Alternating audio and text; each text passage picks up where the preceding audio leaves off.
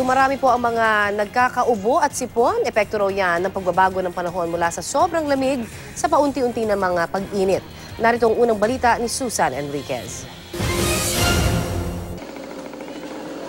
Hanggang ngayon, may ubo pa rin ang 64 na taong gulang na si Mang Florencio dahil daw ito sa malamig na panahong naranasan nitong mga nakaraang linggo. Painit na pero hindi pa rin siya gumagaling. Katulad po nung December, medyo malamig po ang panahon. Sinisipon po ako. Pero minsan, naubo. Ubo rin na may kasama pang sipon ang inabot ng 2 taong gulang na apo ni Susan Paez dahil sa pabago-bagong panahon. Sipon, no, nilagnat. Bakit sa tingin niyo? Sa panahon siguro, sa lamig. Tapos ngayon, iinit na naman.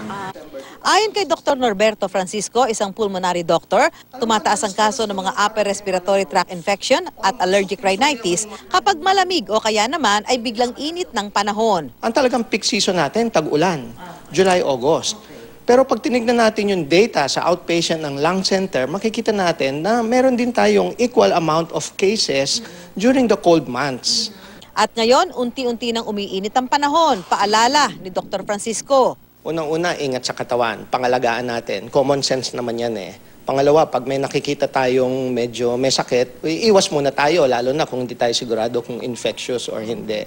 Pangatlo, huwag tayo mag-self-medicate. Para sa unang balita, Susan Enriquez reporting.